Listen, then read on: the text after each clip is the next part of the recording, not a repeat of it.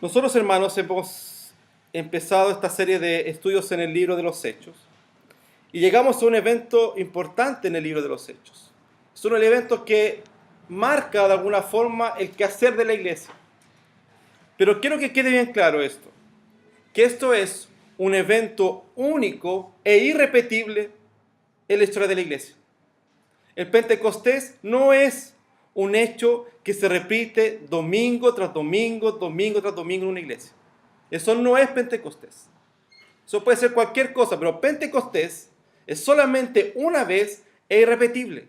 No pasó más veces. Solo lo vemos en Corintios 2 ocasiones más que también hablan en lenguas. Pero después nosotros no vemos más eso. Casa de Cornelio y Corintios. No más. Entonces el hecho de Pentecostés es un hecho único, es irrepetible.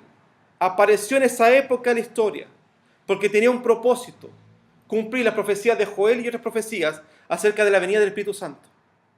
Así que cuando nosotros hablamos de Pentecostés, nosotros no estamos hablando de un hecho que tiene que repetirse constantemente.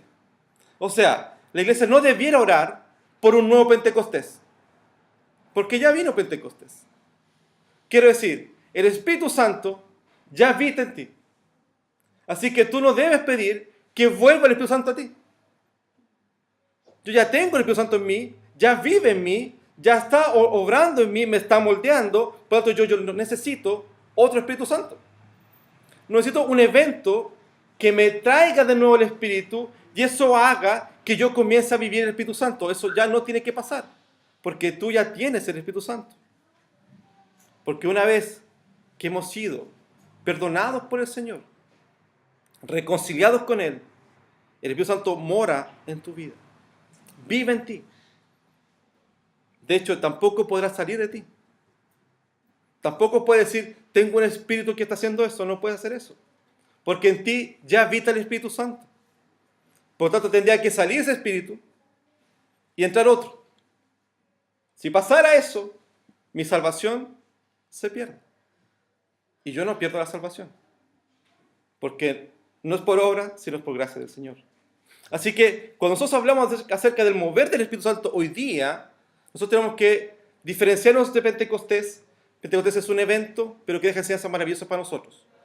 Deja enseñanzas y principios para ti, para mí, para la iglesia hoy día, pero que quede muy claro que no estamos pidiendo, porque no debemos pedir un nuevo Pentecostés. ¿Ya? Eso no va a volver a pasar. Siendo claro eso, entonces pensamos, ¿qué tiene que ver con nosotros entonces el Pentecostés? ¿Qué es para nosotros el Pentecostés? ¿Qué significa para ti y para mí este hecho, este evento? Primero aclarar qué es Pentecostés. Es una fiesta de las tres más importantes en la que se celebra la fiesta de la cosecha. Las primicias eran llevadas al templo. Todos los hermanos, todos los judíos llevaban sus ofrendas al templo. Eran las primicias. Así que eso se llevaba siempre. Eso era Pentecostés. Y mientras se llevaba esto, se cantaban todos los salmos que se llaman salmos de ascenso, salmos de subida. Usted los ve en su Biblia, del Salmo 120 al 136, son salmos de subida que se llaman. Que mientras el pueblo subía hacia el templo, ellos iban cantando estos salmos. ¿Ya? Por eso, por ejemplo, el Salmo 121, alzaré mis ojos a los montes, ¿dónde vendrá mi socorro? Mi socorro viene de Jehová, que hizo los cielos y la tierra. Todo eso, ellos iban cantándolo. Entonces iban subiendo, cantando con las ofrendas hacia el templo. Y en el templo lo recibía el sacerdote, tomaba esta ofrenda, y Dios tenía que repetir el Deuteronomio 26:3, que dice, y te presentarás al sacerdote que hubiera en aquellos días y le dirás, declaro hoy a Jehová tu Dios que he entrado en la tierra que juró Jehová a nuestros padres que nos daría. Eso debía repetirlo aquel que ofrendaba. Entonces tomaba eso, lo ofrendaba y se iba. Una cosa curiosa, es que como nosotros vemos, el pueblo de Israel empezó a irse por todos lados, a tal punto que se empezó a perder el hebreo. De hecho, nosotros vemos muchos textos que empiezan a hablar acerca en arameo, pero además en el Nuevo Testamento está escrito en griego, porque el hebreo se comenzó a perder. Así que el sacerdote, cuando tomaba esta ofrenda, él decía el versículo porque la gente que venía no sabía cómo hablar en hebreo. Así que tenía que decir el sacerdote, decir el texto, la persona mover la cabeza como que entendió algo y se va. Eso pasaba. Así era el Pentecostés.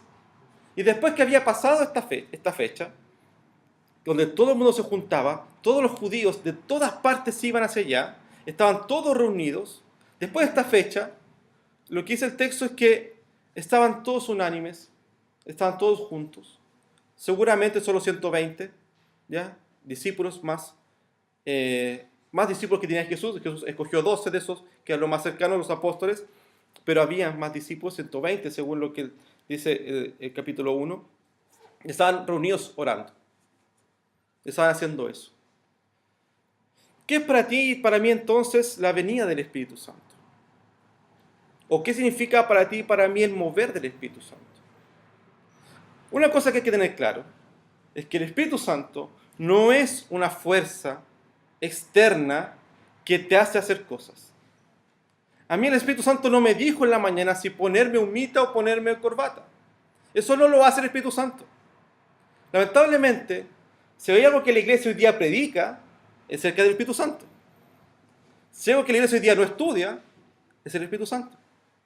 Si hay algo que la iglesia predica constantemente, es acerca del Espíritu Santo. Pero es algo que lo que menos tiene relación es con el Espíritu Santo. Hace algunos días yo estoy en el WhatsApp del grupo de pastores de La Serena y llega de todo, ¿no? Y llegó un video de Ronnie Chávez. Ronnie Chávez es apóstol y profeta, él ya está a otro nivel, ¿ya? Él es las dos cosas juntas. Él es apóstol y profeta, no cualquier cosa. Y él recibió un sueño.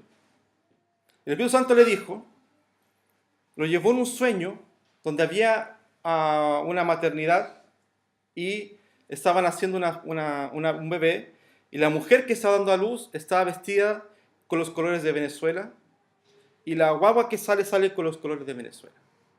Entonces él dice que Dios le mostró que esta semana se acababa el régimen de Maduro. Ojalá pase eso, pero Dios no está haciendo esas cosas. Dios no está preocupado de mostrarte cosas extrañas. El Espíritu Santo no hace eso. Lamentablemente, nos hemos confundido con la idea del Espíritu Santo, porque si usted se recuerda en el texto, ¿qué hace el Espíritu Santo? ¿Te lleva a qué? A toda verdad, ¿cierto? A arrepentir tus pecados y a juicio. Son elementos del Espíritu Santo, ¿no? No son cuál es tu novio, cuál va a ser tu novia, qué carrera estudiar. Eso no lo hace el Espíritu Santo. Lamentablemente, hemos pensado y enseñado muchas veces una idea errónea y pecaminosa del Espíritu Santo. Es que yo quiero creer eso. Es que a mí me gusta eso. Si hay un versículo donde diga que tiene que ser como a ti te gusta, hermano, yo estoy dispuesto a quemarme vivo, no tengo ningún problema. De verdad lo hago. Regalo mis libros. Todos mis libros. Incluso mi última adquisición de la Biblia, no importa, yo regalo. No hay problema. Si hay un versículo que dice que tú puedes adorar a Dios como tú quieras, entrego todo. No hay problema. Y digo tan seguro eso porque sé que no hay. Por eso lo digo tan seguro. No hay forma. La Biblia, Dios no quiere que tú la adores como a ti te gusta.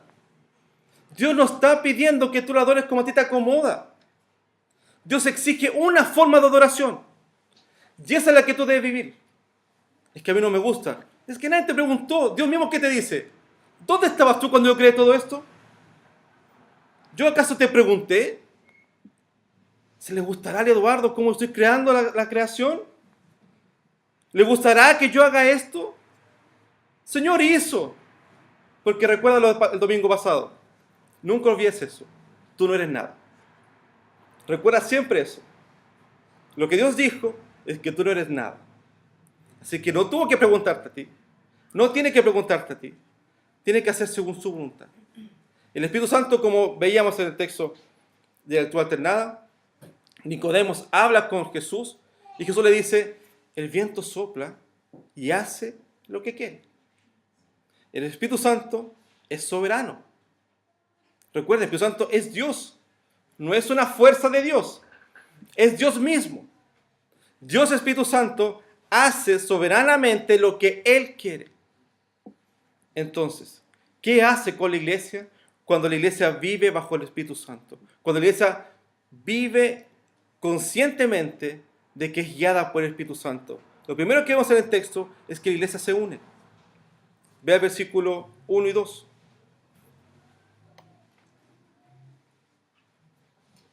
Cuando llegó el día de Pentecostés, estaban todos unánimes juntos. Y de repente vino del cielo un estruendo como de un viento recio que soplaba, el cual llenó toda la casa de donde estaban sentados. Pentecostés. Cuando uno va estudiando Pentecostés, uno ve una cosa interesante. Tiene que ir a Génesis. Génesis 11, 1, 9. ¿Qué sale en ese texto? La Torre de Babel. ¿Qué pasa en la Torre de Babel? Dios dice que manda un montón de lenguas. ¿Para qué? Para confundir. Todos se confunden. ¿Qué está hablando este tipo? Nadie se entendía nada. Pentecostés, a diferencia de Torre de Babel, ella une. Porque todos comienzan a escuchar en su propia lengua. Así que cuando nosotros hablamos de Pentecostés y hablamos del mover del Espíritu Santo en la iglesia, hablamos de una iglesia unida. Pero no quiere decir que sea una iglesia uniforme. Aquí no todos pensamos igual. No todos tenemos los mismos gustos. Y la Biblia nos está exigiendo que a todos nos gusten las mismas cosas, que todos nos vistamos iguales, que todos creamos con respecto a un montón de cosas las mismas cosas, sino que con respecto a la Biblia, con respecto a la Escritura y la doctrina, somos una sola cosa. Nosotros creemos que hay un solo Salvador, que hay un solo Señor, que hay un solo Espíritu Santo, que hace solamente una cosa, no lo que yo quiera, que la iglesia es un testimonio de Dios mismo acá en la tierra. Así que lo que creemos con respecto a la Escritura, en eso tiene que haber unidad. Con respecto a cosas más triviales, claramente cada uno tiene sus propios gustos. Tu matrimonio es con una persona que tú amas, tú quieres, tú estás al lado de ella, o de él, pero no tienen los mismos gustos. A ambos no les gustan las mismas cosas. Mi esposa, por más que trata y va a seguir intentando que yo coma verduras, yo voy a seguir negándome eso. Porque yo no como verduras. O sea, estoy comiendo, pero no porque me gusten. Pero eso va a pasar siempre. Tiene que haber diversidad en la iglesia, sin duda. Tenemos que ser distintos, sin duda. Pero lo que nos debe unir es Cristo. Y lo que nos debe unir también como iglesia es que la autoridad está en la Escritura. No en un pastor, no en un consejo, sino en la Escritura. Porque por eso es que yo predico que usted tiene la Biblia abierta. Porque yo me puedo equivocar. Claramente me puedo equivocar. Y me he equivocado muchas veces. Estaba en mi seminario, en mi examen de homilética, en mi último examen para terminar homilética, estoy predicando en la iglesia de Santiago, que es como entrar al siglo XVI, una iglesia muy antigua. Estaba predicando un sermón, mi último sermón, mis pastores estaban mirando, los profesores, los alumnos estaban riendo atrás de tu sermón, eso es típico del seminario. Y yo estaba predicando y dije una barbaridad, pero pensé yo que había sido una iluminación mía y había sido una barbaridad que casi me costó reprobar el examen de homilética. Todos podemos equivocarnos, pero la autoridad está en la Escritura. Y quien casi me reprueba no me dijo, no me gustó lo que dijiste, sino que la Biblia nos dice lo que tú estás diciendo. Si tuve que pedir disculpas y hacerlo de nuevo. La unidad de la iglesia no está en lo que a nosotros nos gusta, sino que lo que Dios hace. Ellos estaban orando. Se había ido Jesús. Jesús ya no estaba con ellos. Habían tenido que elegir hace poco a Matías. Estaban incluso algunos asustados, preocupados porque Jesús ya no estaba. ¿Pero qué hicieron? Oremos. Unámonos en la oración. Busquemos al Señor. Si tú y yo como iglesia no estamos buscando al Señor, no estamos teniendo una intimidad con el Señor, entonces estamos en problemas. Porque no habrá unidad en una iglesia donde cada uno busca lo suyo. ¿Por qué Corintios es una iglesia tan mala? ¿Usted ha escuchado alguna vez un pastor diciendo deberíamos ser como la iglesia primitiva? No le crean. No es verdad. No seamos como la iglesia primitiva, esa iglesia era mala. Corintios era una mala iglesia. Corintios se emborrachaban cuando tomaban Santa Cena. Eso pasaba en Corintios. ¿Creemos eso? El próximo domingo es Santa Cena, tomemos. ¿Eso es la idea? No, unámonos en una cosa distinta. Pero esa iglesia tenía un problema. Capítulo 1 de Corintios nos dice, yo soy de Apolos, yo soy de Cefas, yo soy de Pablo, yo soy de Cristo. Estaba completamente rota esa iglesia. ¿Por qué? Porque cada uno buscaba lo suyo. Porque cada uno estaba buscando lo que a él le gusta. Y eso no es así, hermanos. La iglesia debe unirse en torno a Dios. Él debe ser el centro de tu vida. B.B. Warfield, un pastor reformado, decía, donde está el Espíritu, allí está la iglesia. La iglesia no va a ser iglesia si ella no hay unidad. No va a ser iglesia si ella no está centrada en la Escritura. Puede ser cualquier cosa, pero no una iglesia. Puede crecer y ser lo más grande que existe, pero no es iglesia si no está unida a la Escritura. Debemos buscar la unidad de la Escritura. Debes buscar tú y yo el ser unidos por las Escrituras. Comentando acerca de este texto, un pastor dice que en el momento en que el Espíritu iluminador fue derramado sobre la iglesia, la luz de un nuevo día cayó sobre los apóstoles. Los apóstoles estaban completamente desorientados, pero la venida del Espíritu Santo que habita en ellos les trajo luz y les trajo vida. Lo que cuando dice acerca de Jesús, el pueblo que andaba en tinieblas vio gran luz. Tú y yo anduvimos en tinieblas.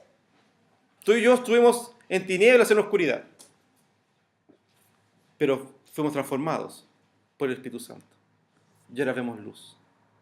Eso no quiere decir que donde tú veas vas a ver luz. Quiere decir que incluso en las tinieblas de tu vida, en el momento difícil de tu vida, tú sabes que está la luz porque está el Espíritu Santo. Que es el que te conforta, el que te abraza, el que te anima, porque es Dios mismo. Así que lo que produce en nosotros el Espíritu Santo es unidad. Pero ve al versículo 3 y 4. Y se les repartieron lenguas y se les aparecieron lenguas repartidas como de fuego, asentándose sobre cada uno de ellos. Y fueron todos llenos del Espíritu Santo y comenzaron a hablar en otras lenguas, según el Espíritu les daba que hablasen. Es un texto difícil para un presbiteriano. ¿Qué pasa con el Espíritu Santo? Llegó sobre Pentecostés, está sobre los hermanos, ¿y qué aparecieron? Lenguas. Si aparecieron lenguas, entonces tenemos que hablar en lenguas. Porque hay una doctrina del mundo neocarismático pentecostal de que esa es la señal del bautismo del Espíritu Santo. O sea, si tú eres cristiano, tú debes hablar en lenguas. Eso es ley. No puedes ser cristiano y no hablar en lenguas. Lo que es muy curioso. Porque si es un don, no todos tenemos el mismo don. Así que no podríamos pedir a todo el mundo que todos tengan el mismo don. Porque es un don. Cada uno tiene distintos dones, ¿no? Así que no todos podemos hacer eso. Yo por más que me esfuerce y quiera cantar, yo no voy a cantar. Porque yo no tengo ese don.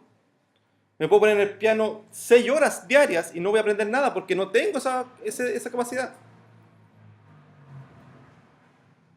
Si es un don, no es para todos. Segundo, nunca el texto dice que para ser cristiano hay que hablar en lenguas. Este hecho específico y solamente uno lo que trae para nosotros es lo que dice, termina el texto. Según el Espíritu le daba que hablase. Las lenguas aparecen a la iglesia. Y quien hace esto, ese mover que hace el Espíritu Santo, es para ser obedientes. Fíjate que dice, y el Espíritu les daba que hablasen. No dice que hablar lo que ellos querían, sino que el Espíritu Santo les decía, esto deben hablar. ¿Y qué deben hablar? Hermanos, va a cocinar hoy día esto. Hermano, usted se tiene que vestir así, ¿no? ¿Qué tiene que hablar? Las maravillas del Señor. Pero las lenguas tampoco fueron cualquier cosa enredando la boca. Fueron idiomas. Por eso es que después hay una larga lista de pueblos que dicen que yo escuché en ese idioma. Yo no escuché algo extraño. Entonces, para justificar eso, el mundo carismático dice, es que eran lenguas de ángeles. ¿Los ángeles qué idioma hablan? ¿Hablan cualquier cosa? Cuando apareció el ángel a María, María dijo, ¿sabes qué? Yo no te entiendo. No sé qué estás diciendo, yo no tengo don de interpretación, es una lengua rara, yo no sé qué es. María entendió porque habló en su propia lengua, ¿no? Cuando Abraham habla con los ángeles, Abraham no dijo, ¿qué está pasando? Los ángeles hablaron en los idiomas que ellos entendían. Así que lenguas angelicales, decir algo así extraño, no es don de lengua. Es hablar en otro idioma. Ahora, eso quiero que usted tenga muy claro. En la teología hay dos escuelas. Una que se llaman los continuistas y otra se llama los cesacionistas. Los continuistas dicen que el don de lengua puede seguir en la iglesia. ¿Ya? Eso es lo que yo creo, me pueden apedrear, pero después del culto. Yo creo que eso no es verdad, que yo soy cesacionista. Creo que el don de lengua cesó. Se acabó el don de lenguas. Porque la Biblia dice que cuando venga lo perfecto, esto se acabará. Y lo perfecto, desde mi interpretación, es la Escritura. Ya no hay necesidad del don de lenguas. Porque está la Biblia. Porque si usted piensa, alguien va a un mundo carismático y dice en lenguas, Dios está diciendo que debemos ser santos. ¿Necesitamos el don de lenguas? Está la Biblia. Dios dice que debemos arrepentirnos de nuestro pecado y buscar su gloria. Bueno, está la Biblia. No necesito un don de lenguas. No necesito para eso. Hay muchos pastores que incluso a mí me gustan, como John Piper, que creen eso. Pero como Piper también es pecador, puede equivocarse. Y se equivoca, de hecho. La Biblia nos muestra que lo que produce este don en la iglesia fue obediencia a la Escritura. No fue otra cosa. Fíjate, Deuteronomio 28, 11, 12 dice, porque lengua de tartamudos y en extraña lengua hablará a este pueblo, a los cuales él dijo, este es el reposo, dad reposo al cansado y este es el refrigerio, mas no quisieron oír. ¿Saben por qué tuvo que haber lenguas? Porque el pueblo judío, al no reconocer de Jesucristo, tenía que expandir el evangelio. Así que lo que pasa en ese don es que la gente que escuchó ese mensaje fue a su país, fue a su tierra y predicó el evangelio de Cristo. No hizo otra cosa. Se expandió. Dios ocupa esto para expandir el evangelio. Porque tú tienes que predicar de Cristo, no de otra cosa. Tú y yo, que hemos sido llenos del Espíritu Santo, que habita en nosotros, lo que debemos hacer es predicar de Cristo, no otra cosa. No tengo que decir, hermano, yo tengo una palabra para ti, Dios quiere una cosa de ti. Yo no tengo que hacer eso. Yo lo que tengo que predicar es de Cristo, porque lo que el mundo necesita es de Jesucristo. Josué 1:7, texto que ustedes conocen, dice, solamente esfuérzate y sé muy valiente para cuidar de hacer conforme a toda la ley que mi siervo Moisés te mandó. No te apartes de ella ni diestra ni siniestra, para que seas prosperado en todas las cosas que emprendas. Esfuérzate y sé valiente, no es el eslogan de la iglesia, ¿no? Esfuérzate y sé valiente. ¿Y qué hacemos? Cualquier cosa. Porque hay que esforzarse y ser valiente. Esfuérzate y ser valiente, ¿para qué? Para cumplir la ley, no para otra cosa.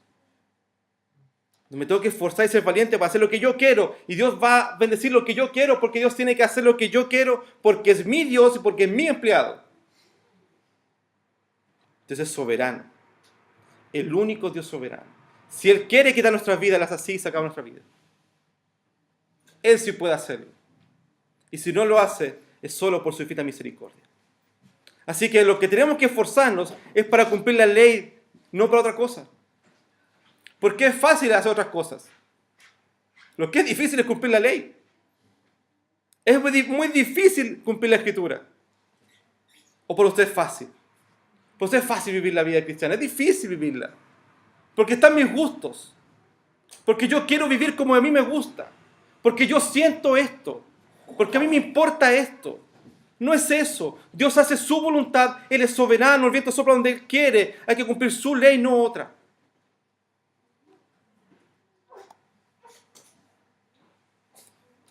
Pero cuando venga el Consolador, a quien yo os enviaré del Padre, el Espíritu de verdad, el cual procede del Padre, Él dará testimonio acerca de mí. Jesús le enseña a los discípulos que ahora van a dar testimonio acerca de Él, no otra cosa.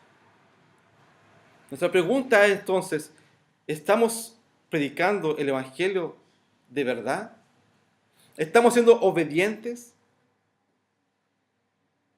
Todos que eran llenos del Espíritu Santo y que empezaron a predicar en otras lenguas, en otros idiomas, empezaron a predicar lo que Dios quería que ellos predicaran. No otra cosa. Es que yo quiero predicar eso. Había un chiste en el seminario que siempre decíamos, era, tengo el sermón listo, solo me falta el texto. Todo el sermón, está listo el sermón. Tengo las anécdotas, tengo todo, pero el texto no lo encuentro. Es lo que el Señor quiere de tu vida y de mi vida. Es lo que Dios demanda de nosotros. Predicar el testimonio de Jesucristo, no de otra cosa. Por último, vaya hacia adelante en el último versículo, versículo 13. 12 y 13.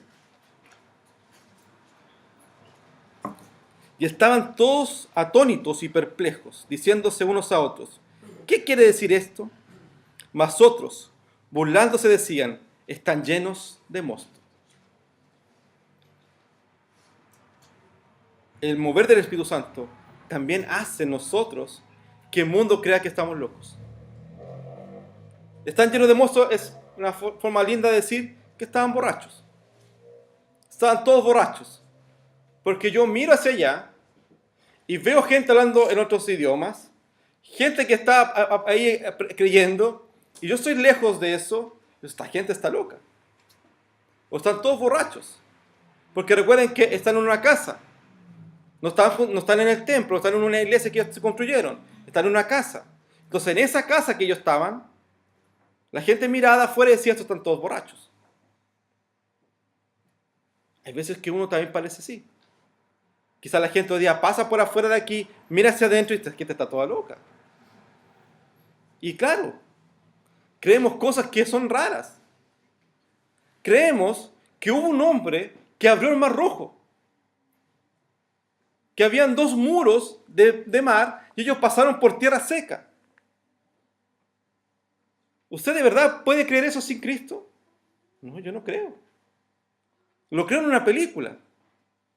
Para mí es casi como Avengers, esa idea así de Thanos haciendo esas cosas, pero ¿cómo voy a creer que alguien abrió el mar rojo? Y 2 veces. ¿Cómo voy a creer en milagros de que con un par de panes y peces comieron 5,000? ¿Cómo hicieron eso? Hay un pastor que no era muy bíblico, nos enseñaba, era un pastor liberal que fue una clase de él, decía que lo que pasó efectivamente fue que cuando Jesús dijo eso, la gente fue a buscar panes y peces a sus casas y volvieron y comieron todos ahí. Dios tenga misericordia de él. Lo que pasó efectivamente fue que Dios hizo un milagro y multiplicó los panes y los peces. Eso pasó. Creemos en un Dios en el que nosotros no estamos viendo, al que no podemos tocar, al que alguien puede decir, pero podemos sentir. Yo no siento a Dios en mi corazón ahora y sé que soy hijo de Dios. No tengo que sentirlo para creer que soy hijo de Dios. Tengo el Espíritu Santo que vive en mí. Y Él me da testimonio de que Cristo murió por mis pecados y que soy hijo del Padre. Punto. Y vivo gozoso de eso. 1 Corintios 1:21 dice, pues ya que en la sabiduría de Dios el mundo no conoció a Dios mediante la sabiduría, agradó a Dios salvar a los creyentes por medio de la locura de la predicación. La sabiduría no basta. Puede leer lo que usted quiera de la Biblia, llenarse de libros, pero si Dios no lo llamó, usted no va a conocer a Dios. Ahora, si usted conoce a Dios, fue por una cosa, por la que Dios llamó, por la locura de la predicación, por la locura de reconocernos pecadores. Dile al mundo que es pecador. ¿Qué te va a decir? Yo no soy pecador. Yo no soy pedófilo. Yo no soy un asesino. Yo no soy alguien que esté robando. Soy una buena persona. A lo más miento, pero todos mentimos. Así que yo no soy malo. Reconocerse pecador es una locura. Reconocerse indigno delante del Señor es una locura. Pero Dios nos llamó por medio de esa locura. Somos pecadores, indignos, pero debemos ser transformados por el Señor.